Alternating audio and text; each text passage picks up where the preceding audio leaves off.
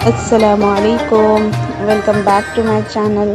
जी viewers, कैसे हैं आप सब और कैसे गुज़र रहे हैं आप सब के रोज़े। अल्हम्दुलिल्लाह 15 रोज़े मुकम्मल हो चुके हैं। अल्लाह का शुक्र है।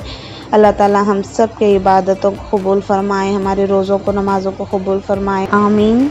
और इंशाल्लाह मैं आज आप सबके साथ मेरी एक रमज़ान की छोटी सी रूटीन शेयर कर रही हूँ। रूटीन शेयर करने का मकसद यही होता है कि अगर आपको कुछ अपने लिए फ़ायदेमंद लगे तो आप वो अपने रूटीन्स में शामिल करें, और इंशाल्लाह ताला मुझे उम्मीद है आप सबको मेरी रूटीन पसंद आएगी।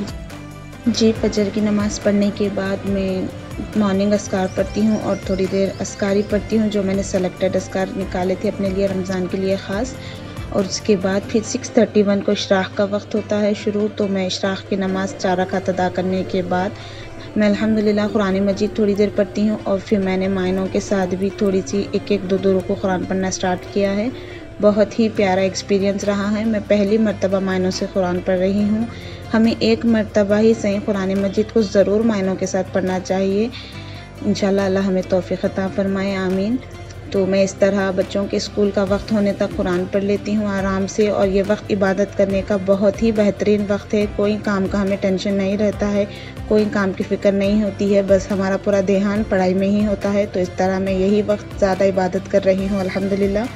तो इस तरह मेरे बच्चे जाने के बाद मैं सो जाती हूँ। फिर मैं उठती हूँ 12:30 को, और मेरे बच्चों का आने का वक्त होता है स्कूल से, तो उन लोग के आने तक मैं जल्दी से क्लीनिंग कर लेकर उसके साथ ही कुछ बच्चों के लिए लंच बना देती हूँ, क्योंकि मेरे बच्चे छोटे हैं, रोज़ा नहीं रहते हैं वो। तो उनके आने तक मैं उनके लिए लंच प्रिपेयर कर देती हूँ, और वो आने के बाद उन्हें लंच करा कर मैं बिल्कुल 1:30 तक उन लोग को सुला देती हूँ, क्योंकि वो बहुत ही ज़्यादा जल्दी उठ रहे हैं स्कूल के लिए। तो उन लोग सोने के बाद फिर मैं अपने बेडरूम में ही ज़ोहर की नमाज़ अदा करती हूँ, और उसके बाद 1-1.5 घंटा मैं अल्हम्दुलिल्लाह एटलीस्ट 2 पारे कुरान मजीद पढ़ती हूँ। आप सबसे ये शेयर करने का मकसद यही है कि अगर आपको भी मेरी रूटीन अच्छी लग रही हो तो आप भी ज़रूर ये कोशिश करके अपने रूटीन्स बनाएं। इस तरह हमें एक सुकून से इबादत करने का वक्त हासिल होता है, अगर हम मॉर्निंग के टाइम कुछ शेड्यूल बनाकर उसे फॉलो करें। अल्हम्दुलिल्लाह इस तरह रेस्ट करने के बाद मुझे कुरान पढ़ने के बाद ज़ोहर के बाद मैं 3-3:30 बजे के वक्त बच्चों को उठा देती हूँ, और वो फ्रेश होने के बाद मैं उन लोग को 1 घंटे तक स्कूल के होमवर्क्स रिविजन्स वगैरह पढ़ा लेती हूँ, ताकि हम शाम के वक्त मस्जिद आराम से जाकर आ सकें। और फिर आने के बाद बच्चों को वो वक्त स्कूल का होमवर्क वगैरह करने के लिए बिल्कुल भी नहीं मिलता है, और बच्चे भी थक चुके होते हैं वो वक्त में। तो खैर मैं यहाँ पर 4:30 को अराउंड किचन में आ जाती हूँ, ताकि मैं जल्दी से 6 o'clock तक अपनी जो भी कुकिंग हो, इफ्तार की तैयारी हो, कर लूँ। और अल्हम्दुलिल्लाह मैं बिल्कुल 1.5 घंटे में टारगेटेड कर लेती हूँ असर की नमाज़ के साथ।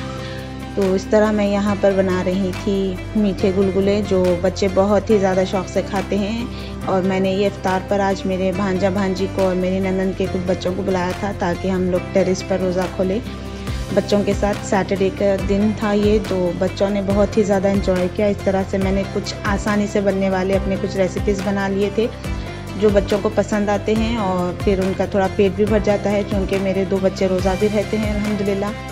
इस तरह मैंने बिल्कुल आसान बनने वाली कुछ रेसिपीज़ बना लिए थे, हलवा पूरी, और जैसा मेरे पास प्रिपेयर था समोसों के लिए मिक्सचर, तो मैंने जल्दी से समोसे फ्राई कर लिए। और यहाँ पर मैंने कुछ चाट का तरह बना लिया था वाइट चनों से, उसके अंदर बॉइल्ड पोटैटोस वगैरह ऐड करके। बहुत ही सिंपल सी रेसिपी होती है और काफ़ी मज़ेदार होती है।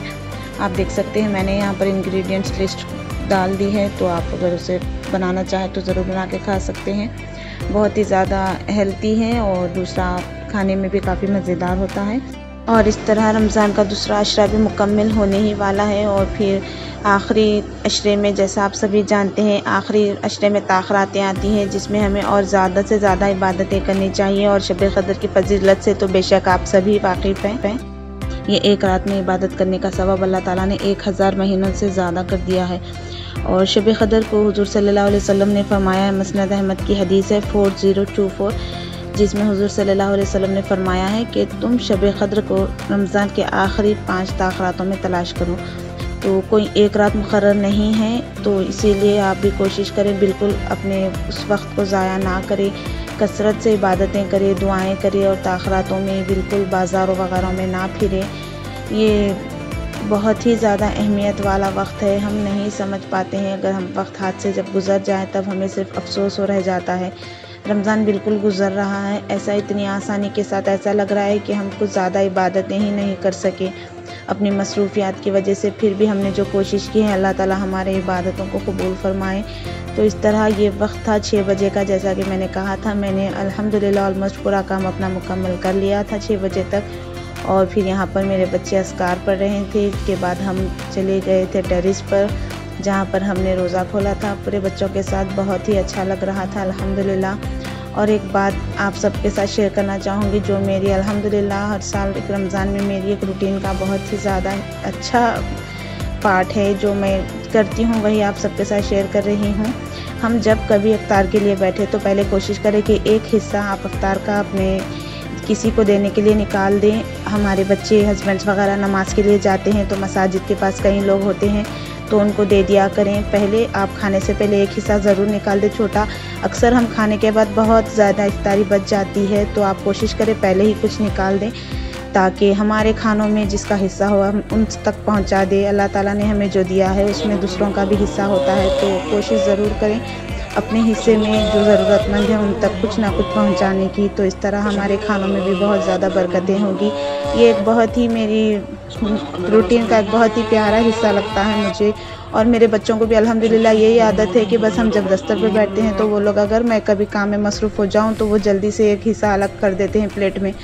तो हम जो करते हैं हमारे बच्चे वही सीखते हैं। बच्चों को छोटी छोटी चीज़ों से जोड़ते जाएं। हमारा मकसद बच्चों को अच्छी ज़िंदगी देना है इंशाअल्लाह ताला। अल्लाह ताला हम सब के बच्चों को नेक बनाए और उन्हें दीन पर क़ायम रखे, दुनिया के फितनों से महफूज फरमाए, आमीन। इस तरह हमने टेरेस पर ही मगरिब की नमाज़ अदा की थी। बच्चों के पढ़ने के बाद मैंने अदा की, और फिर यहाँ पर बच्चे कुछ वक्त तक अच्छा सा खेल रहे थे। अल्हम्दुलिल्लाह बच्चों ने काफ़ी इंजॉय किया। तरह मैंने जल्दी से चाय पी और अराउंड 7:30 मैं नीचे आ चुकी थी, क्योंकि मुझे जल्दी से किचन क्लीनिंग कर मस्जिद के लिए जाने के लिए तैयारी करना था। तो ये बहुत ही ज़्यादा जल्दी काम करने वाला वक्त होता है, और जल्दी मैंने काम निपटाए और फिर मैं मस्जिद के लिए नीचे निकल चुकी थी। अल्हम्दुलिल्लाह 8:30 या 8:40 को हम लोग मस्जिद के लिए निकल जाते हैं तरावी के लिए। तो मैं यहाँ पर आ चुकी थी मस्जिद के लिए, और नमाज़ होने के बाद 15 मिनट यहाँ पर बयान होता है, जो काफ़ी हमें नॉलेज मिलती है उससे। अल्हम्दुलिल्लाह बहुत ज़्यादा ख़वातीन आती है, जो बहुत ही अच्छे तरीक़े से यहाँ पर कुरान की तिलावत होती है और फिर कुछ देर बयान होता है। अल्लाह ताला हमें इसी तरह मक्का में भी रमज़ान गुज़ारना नसीब फरमाए, आमीन। और इंशाल्लाह उम्मीद है आप सबको मेरी ये छोटी सी रूटीन अच्छी लगी होगी। अगर अच्छी लगी हो तो आप भी, अगर आपको कुछ पसंद आया हो तो आप भी ज़रूर फॉलो करें।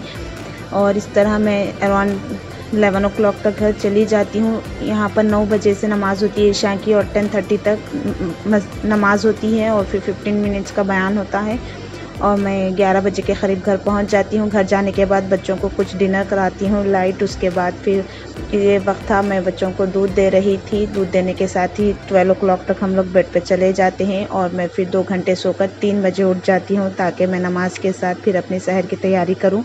अल्हम्दुलिल्लाह इस तरह मेरा रमज़ान का सारा दिन गुजरता है। उम्मीद है आप सबको मेरी वीडियो पसंद आई होगी। ज़रूर दुआ में याद रखिएगा। अगर आपको मेरी वीडियो पसंद आई हो तो ज़रूर लाइक करें और चैनल को सब्सक्राइब करें, और मुझे दुआ में याद रखिए। इंशाल्लाह फिर मिलेंगे अगली वीडियो में। अस्सलामु अलैकुम।